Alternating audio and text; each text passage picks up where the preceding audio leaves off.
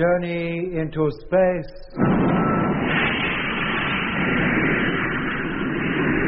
The BBC presents Jet Morgan in The World in Peril.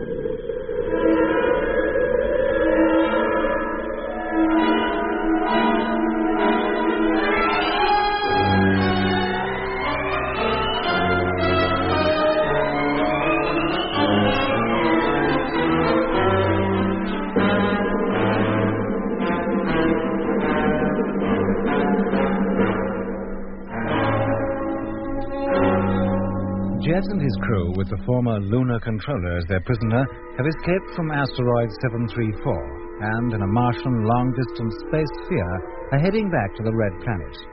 There they hope to make a landing near the Discovery and, with the aid of the Earthship's radio, contact home and warn them of how the Martians intend to conquer the Earth by hypnotizing its inhabitants with the aid of television. The journey from the asteroid back to Mars took 3 days. The sphere was not followed, neither were there any Martians or conditioned Earthmen waiting to greet Jet and his crew. So Jet, taking Lemmy with him to operate the radio, lost no time in leaving the sphere and getting out to the Discovery. They decided to enter the ship by its main door, which, to Jet's surprise, was found to be open. Climbing the ladder now. Oh, this is just like coming home after a long, wet, dull holiday. Oh, blimey. Now what? You wait till you get up here and you'll see. Well, I'll be. What is it, Jet? What's wrong? The inner door is open, too. The airlock, you mean? It's an air unlock now. But that's impossible. One door must always be shut. The others can't open unless it is. Impossible yet. And both of them wide open, as large as life. Well, that puts paid to taking our suits off. I can still manipulate the radio. I could do that with boxing gloves on. Well, let's get into the cabin and see you do it. I'll lead the way this time. Up you go, then. Good grief. Not more trouble. Wait till you get up here and you'll see. What is it this time, Jet? Oh, blimey. The bailiffs have been. But for Pete's sake, what's going on over there? Is the radio out of action? Out of action, nothing. There's no radio here. What was that? In fact, there's very little of anything here. The whole place has been stripped. Equipment, bunks, lockers. There's nothing but bare walls. Everything's gone. How about the cargo hold? Have they cleared the stuff out of there, too? The cargo hatch is wide open. I should think it's almost certain that they have, but we'll go in there and make sure. Come on, Lenny. Yes, mate. Hello, Mitch. Well? Everything's gone. Land truck, food, oxygen cylinders, water. Even the cigarettes. And the old microfilm library. Well, what do we do now? Well, do you think they ripped out all the gear from the wrecked freighter, too? I don't see why not. But everything was intact the last time we looked in, even though the wreck had been lying there for more than a year. Maybe they thought the stuff would be unserviceable. That freighter took a nasty bump. Still, the radio was working, after a fashion. Frank was using it. But on less than a quarter of its normal power. Its signals could never reach Earth. Maybe it could if you repaired it. I never got a chance to find out what was wrong with it. I didn't even go in there. Well, we'll go in now. If it's still there, you can look it over. Well, if you say so. I'm willing to try anything. Did you hear that, Doc? Yeah, but be careful. That freighter is at least half a mile away. We don't want you wandering too far from this ship. Then bring the ship nearer to the freighter. I keep forgetting how maneuverable this thing is. Okay, Mitch. We'll take off, rise just a few feet, and move over to alongside the wreck of old freighter number 2. Roger. Here we go.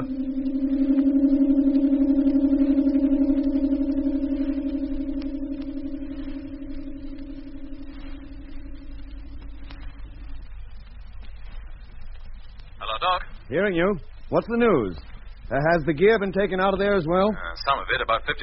Oh. Well, what have they left behind? The faulty stuff, mostly.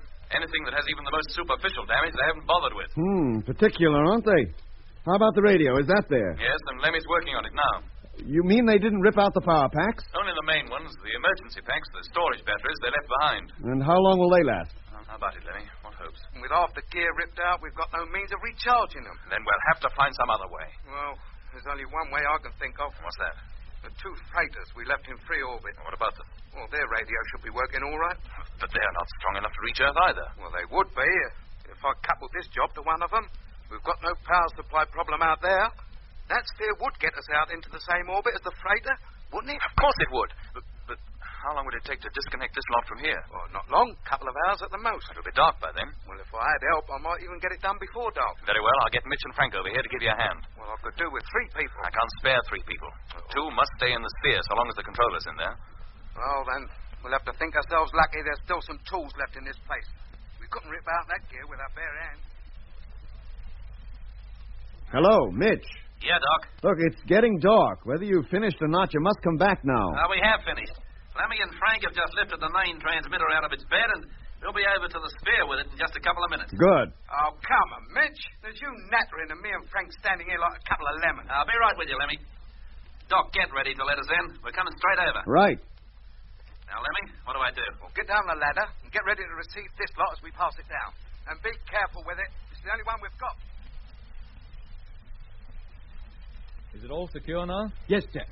So long as we don't accelerate too quickly, she'll come to no harm. Then stand by for takeoff. Climb to 1,000 miles, Frank.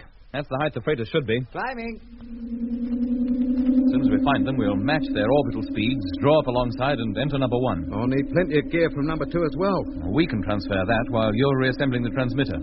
Let's hope it works when you're through. Yeah. Are you casting aspersions on my prowess as a radio engineer? No, Lemmy. But if it doesn't work, if we fail to contact Earth, we might as well give up our home planet as lost.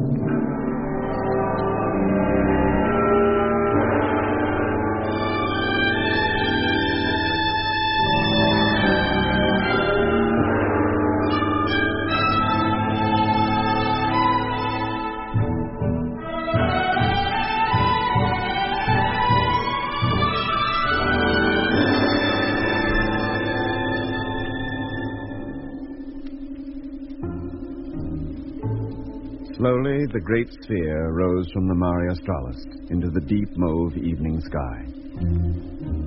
From there, we took what was to be our final look at the Discovery. For that was the last we ever saw of her.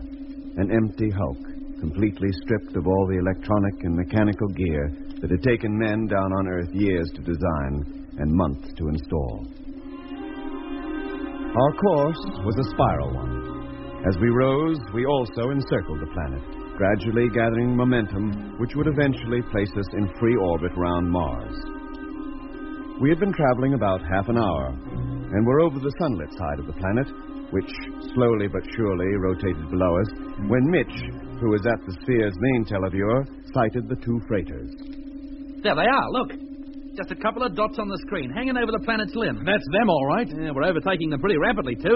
I hope we won't overshoot. Oh, don't worry, there's little chance of that. I reckon we should reach them in about 15 minutes. Line them up on the center of the screen. We'll fly to them with the aid of the automatic navigation unit. Okay, lining up now. Coming into center.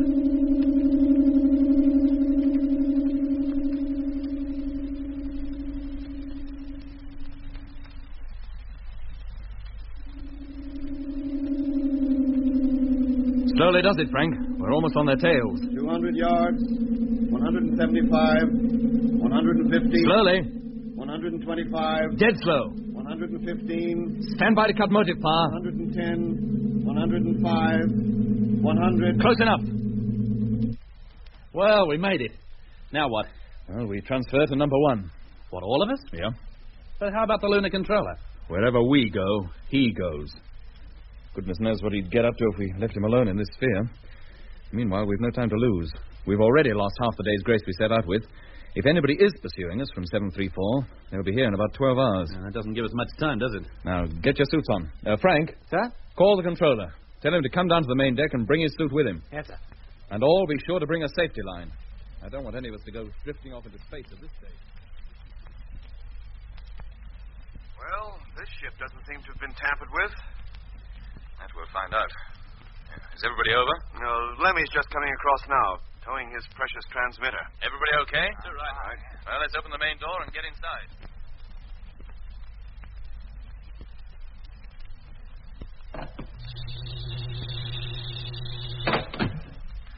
Well, so far, so good. Everything is just as we left it. Nobody's been in here. Frank, Mitch, put the gear you brought down there. Right.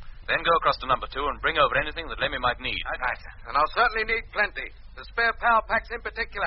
Bring those first, will you, fellas? Right, Lemmy. How about me? You stay here with us. I could help transfer equipment, too. I know my way about these freighters as well as you do. Thanks for the offer, but we'd rather you stay here. If you really want to help, you can give Lemmy a hand. Pass him tools as he needs them. You still don't trust me, do you? No, I don't. And I don't intend to let you out of my sight at any time. Very well. If that's the way you want it. I do. So you can get your suit off and stow it away. You won't be needing it again for some hours. And hurry up, mate. I'm ready to start. You stay here, will you, Doc? Keep a general eye on things. Well, where are you going? Go into the holds to inspect the ship. Switch on the televiewer and check that Frank and Mitch are okay. Right. Then have them transfer all remaining equipment from the other freighter to this, including food and fuel. Well, what's the idea of that? This freighter may be our only means of getting back to Earth. So we might as well have it well stocked. Right. I'll get the televiewer on as soon as I have my suit off. And switch in the intercom in case I want to talk to you from down below. Okay.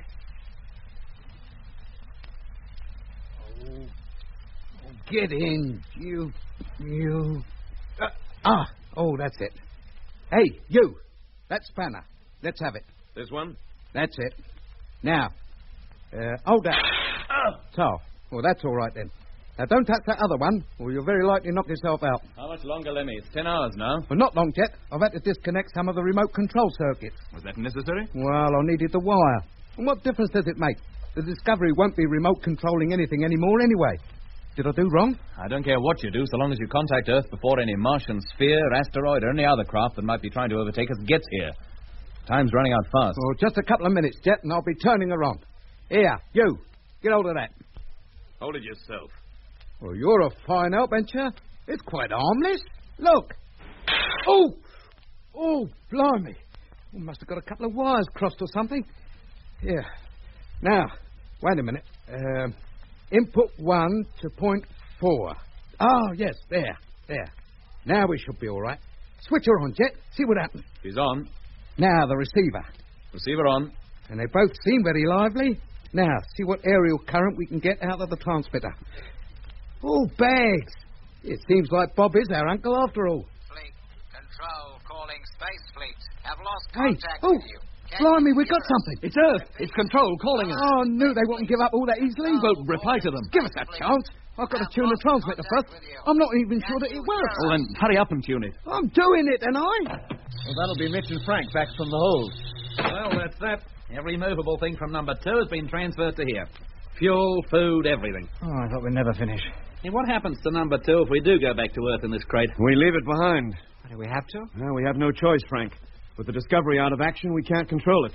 And there's only enough gear to modify one freighter, this one, for manual control. No, number 2 will have to stay. Well, it's not going to be very comfortable traveling back to Earth in here. No takeoff couches, not even a bed to sleep on. Virtually no room at all. And we sleep on the floor. Hello, Earth. Space Fleet calling. Repeat. Space Fleet calling. Sounds like Lemmy's trying out the transmitter. Well, let's get over there. No, Mitch. Jet wants you on the televiewer. Oh, very well. But let me know if Lemmy gets through. Yeah, you bet. Hello, Earth. Space Fleet Freighter number 1 calling. Picked up your call a couple of minutes ago. Can you hear us? Have most urgent and important message for you. We must establish contact. It's a matter of life or death. Over.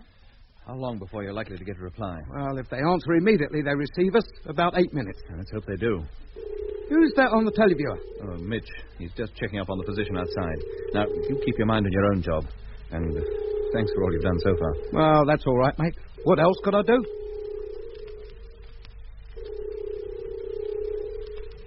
What the... Hey, Jet, come and look at this. Coming.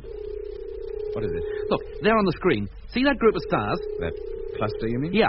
What about it? Well, 10 minutes ago, it was just a sort of hazy patch, but now it's resolving into separate star-like bodies. There must be dozens of them. They must be approaching us. Yes, of course, which means they can't be stars. Hello, freighter number 1, Control calling. That's Control. They heard us. I'll be back in a minute, Mitch. Roger. Control calling freighter number 1. Have received your call, but very faintly, strength 1. It is difficult to understand what you are saying. Could you repeat your message, please, and boost the power of your transmitter? Well, Lemmy, can you? No, Jet. I can't. It's working flat out. Then call them again. Repeat everything twice. And speak clearly and distinctly. Don't I always? Hello, Control. Hello, Control. Received your call, Strength 2. Strength 2. I am working at maximum strength. Repeat, maximum strength. Now, Mitch, Very about those objects on the screen. Yeah, they're getting bigger all the time. Isn't that so, Doc? It certainly is, Jet. That cluster has spread out quite a bit since Mitch called me over here. It seems to be made up of dozens of objects. The screen shows them merely as pinpoints. Well, that proves little. It shows the stars in the same way. Well, whatever they are, they're lying astern and heading in this direction. Yeah, could be our pursuers. Maybe a whole fleet of spheres similar to the one we escaped in. There's only one person who'd know for sure. The lunar controller. Yeah, hang on a moment. I'll bring him over.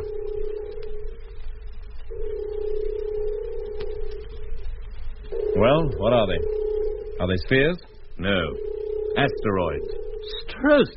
But there must be hundreds of them. There are hundreds of them. That's the Martian invasion fleet. And it's on its way at last. On its way to invade the Earth.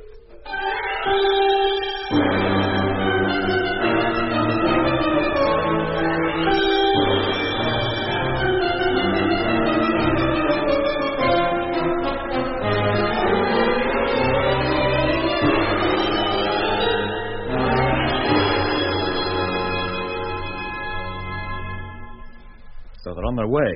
Yes, Captain Morgan.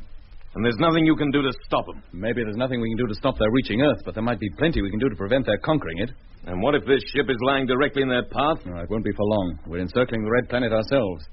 2.5 hours from now, we'll be on the other side of it. And 5 hours from now, you'll be back in this position. And those asteroids will be much closer. Are you suggesting they'll hit us? It's 1,000 to 1 chance. Not if the speed of that asteroidal fleet has been so calculated that it will be in this precise spot at exactly the same time as we are. What?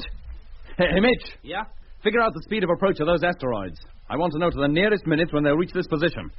I also want to know what our new position will be at that time. Right. And Lemmy. Yep. Have you heard from Earth yet? No, mate, not a twitter. How long since you last called? 12 minutes. We should have had a reply by now. Then call them again and keep calling. Right. Hello, Earth. Space Fleet Freighter number 1, calling Earth. Have not heard from you. Hello, Earth. Space Fleet Freighter number 1, calling Earth. Have not heard from you. Which means that fleet of asteroids will be in the position you mentioned in 13 hours. But by then, we would have encircled the planet 3 times. And how close to the Martian fleet will we be? Slap in the middle of it. If the ship hasn't been crushed to pulp by collision with an asteroid by then. Do you think they really would collide with us? Well, that seems to be their intention. Then we must change our position. Go into a closer orbit. They daren't go too near the planet. What's the fuel position, Midge? Well, if we use it to change orbital speed, we'll never have enough left to go back to Earth. If we ever intend to go. Well, that is the intention. But more important is getting the message about the invasion fleet through to Control. Hello, Space Fleet. Hey, listen. Control calling Space Fleet. That's Control now. Not heard from you for more than an hour. Your signal was very weak. Did you increase the power of your transmitter? If not, will you please do so? Oh, blimey. They're not hearing us at all now. So much for getting your message through. And the invasion fleet is getting nearer all the time. Well, there's no need to gloat over it, mate. I'm not gloating, merely stating the fact. Keep trying, Lemmy. Don't give up. No, chap. Hello, Earth. Space Fleet Freighter number 1, calling Earth. If we use Hello, every Earth. scrap of fuel we have, Space what speed Fleet would we Freighter reach? number 1, Well, you'll have to give me time to work it out. Oh, I don't want an exact figure, not at the moment. Well, roughly, I'd say 30,000. And what's the speed of approach of that fleet? Slightly more, maybe, not much. What's on your mind, Jeff? We'll play for time. Use every bit of fuel to obtain maximum acceleration. With what object? With the object of staying ahead of that Martian fleet for as long as possible. It'll also put us on course for Earth. Oh, but they're bound to overtake us eventually. But it'll take some time. Days, in fact. Well... In which time we might establish contact with Earth and get the message through. And what happens when we get to Earth? We'll have no fuel to slow down. We'll be able to stop. Is that important when the fate of the whole world is at stake? No, I don't suppose it is. When do we reach a favorable position to fire the motors? Well, we could have done it a couple of hours back, but now we'll have to go around the planet once more. 3 hours from now, should see a spot on. Very well, we'll get the ship ready. It'll be a risky business, Jet. With no takeoff couches and acceleration rate at maximum, anything might happen. Can you improvise some kind of couches for us? Well, I'll try. Everyone will have to lie on the floor, of course. What if we inflate our suits? Use them as air cushions? Yes, it might work, but they'll probably get damaged. Oh, we still have the Martian suits. I'll see what I can do, but I'll have to rip out every piece of metal, the microphones, heat controls, and so on. Won't do to have anybody lying on anything hard, no matter how small. Well, Frank can help you. Very well. I'll get him onto it right away. Say, Jet. Yeah? These asteroids, they're closer to the horizon. They'll be out of sight soon. Oh, they'll appear again, just as soon as we've encircled the planet once more.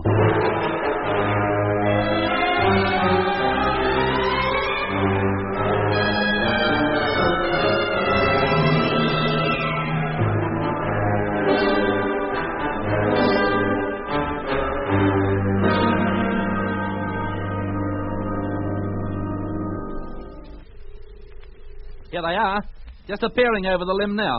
Yeah, they look a lot bigger this time. Well, they should. They're a lot closer. Well, if you're still determined to make this final dash for Earth, I'd better carry out the routine checks on the motors. Okay, Jet. The couches are ready. Will they be effective? I hope so. But this will be the most uncomfortable time we've ever spent. I only hope we're doing the right thing. We're doing the only thing left to us. I suppose so. Now, carry out your routine checks, will you, Doc? And let me have the results as soon as possible. Right. Meanwhile, I'll get over to Lemmy and give him his final instructions. Oh, hello, mate. Those zombies in sight yet? Yes, they are. We'll be underway soon. Well, what happens to the radio once we're accelerating? I can't remote control this job as I could in the Discovery. This transmitter will still keep working while the motors are firing. Well, of course it will, why shouldn't it? But you don't expect me to stay here, do you? I'll sink through the floor up to me knees. Of course not. Does that recorder work? Oh, I don't know. I haven't tried it. But don't see why it shouldn't. Yes, it works. Good. Now, take part of the tape and make it endless. Can you do that? What, make a loop of it, you mean? Yeah. What for? I'll record the message we want to send. Then you'll set the tape so that it keeps repeating itself over and over again. Oh, yes. Feed it into the transmitter. Yeah. And leave it running the whole time the motors are active. Right. And no matter what happens to us, Earth may hear us and take the necessary action. How long will it take you to fix that up? Oh, about 10 minutes. Now, get on with it right away. We haven't much more time than that anyway. Right, here goes.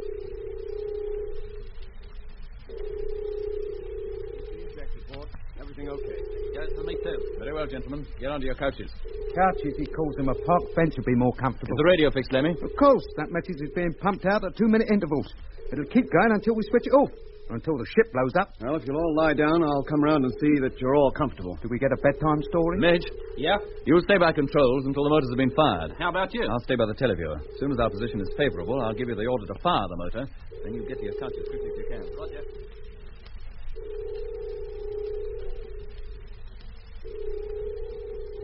Centering up. Stand by, Mitch. Standing by. Stabilizer. Contact.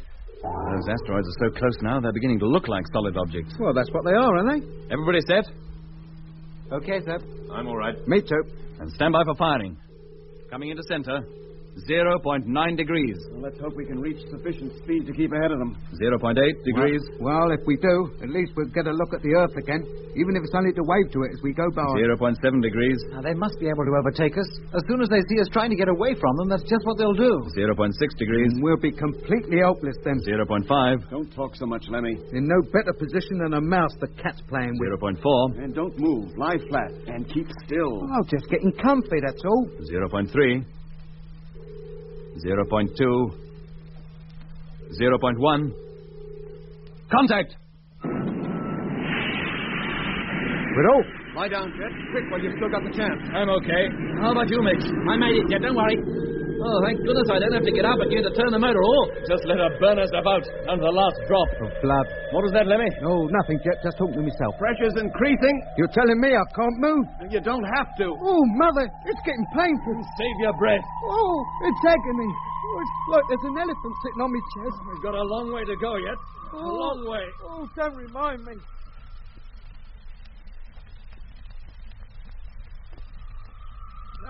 Between fire to go now. The fuel has almost begun. Can you see the gauges, Mitch? No, I can't. Oh, we seem to have been accelerating for hours. For days, you mean? Oh, won't she ever stop? Oh, thank goodness. Oh, it's over. The fuel's burnt out. Everybody okay? Yeah.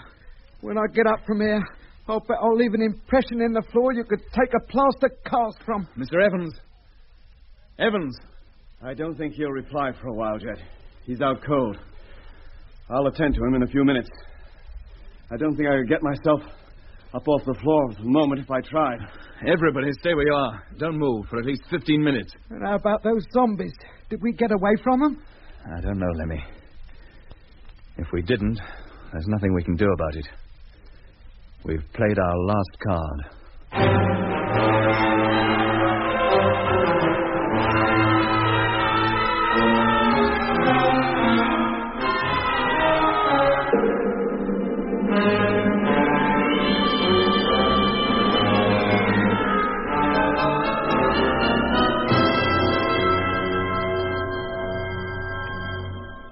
I think we've lain here long enough. How about it, Doc? You seem to be moving around without any trouble. Okay, but take it easy. Get up slowly. Mitch, if you feel well enough, check the motor and our speed. Righto. Let me get the radio. Turn off that recorder and try to pick up Earth on the receiver. Yes, mate. Oh, Anything wrong? Oh, I just feel giddy, that's all. I only hope what we went through was worth it. That we'll find out when you get hold of Earth. Yes, mate. Right away, mate. Frank, get the televiewer. I'll be over there in just a moment. Yes, sir. Now, Doc, how about the controller? We may need his help before long. Well, I'll do my best. He should come around soon. There's nothing seriously wrong with him that I can see. Hello, Space Fleet. Control calling Space Fleet. Shit, I've got him. Control calling freighter number 1. Did they get our transmission? Repeat, control I don't know, mate. Calling freighter number 1. We still have not heard from you. Oh, Repeat, no. We have not heard from you. Please increase your signal strength.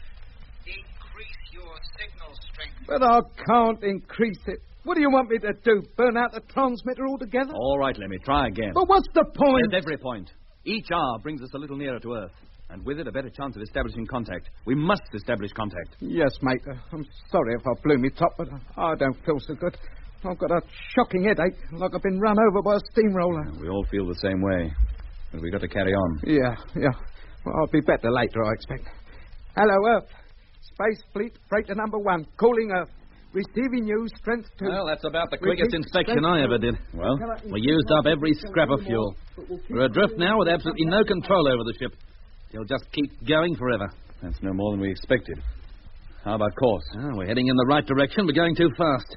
We'll reach a point on the Earth's orbit, all right, but 2 or 3 weeks before the Earth gets there. Unless we can slow down. What with? Well, that's what I said. We just go flitting around the solar system forever. We've sacrificed ourselves to certain death, with a ship adrift in space for our tomb. All hope isn't gone yet, Mitch. What hope is there? If we can save the Earth, maybe the Earth can save us. Why, has Lemmy contacted them? No, but he will. I know he will. But before that Martian fleet overtakes us, and will it overtake I us? was about to find out. You better come over to the teleview and see for yourself.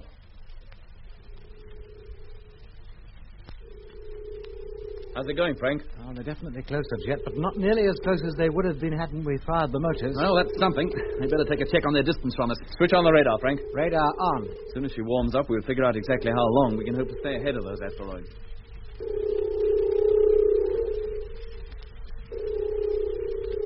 Well, according to my calculations, it'll be a week before they overtake us.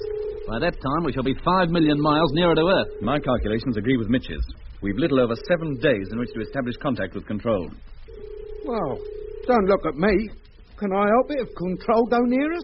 I'm doing my best. We all realize that, Lemmy, and it's thanks to you we've got this far. Now at least we have a chance to contact Earth. Jet! Hello, what's up with Frank? Come over here quickly. What's the trouble? Oh, those asteroids, they've increased speed. What? Yes, sir. They're closing in on us very rapidly. Must have increased their speed by at least 25%. Check it for yourself. There's no need to. I can tell they're closer by the size of the images on the screen. Yeah, they mean to overtake us, all right. And they'll be on us in less than a couple of days. If they go on increasing, it'll only be a matter of hours. Oh, blimey. Hello, Earth. Space Fleet calling Earth. Can you hear me? A most important and urgent message for you. If you love me, answer me call. Please answer me call.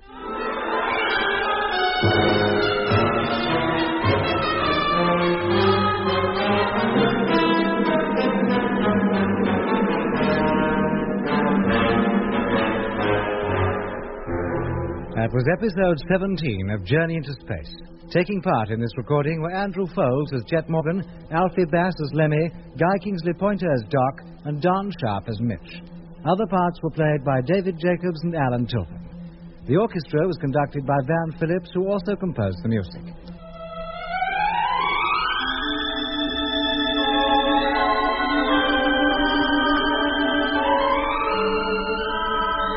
Journey into Space was written and produced for the BBC by Charles Chilton.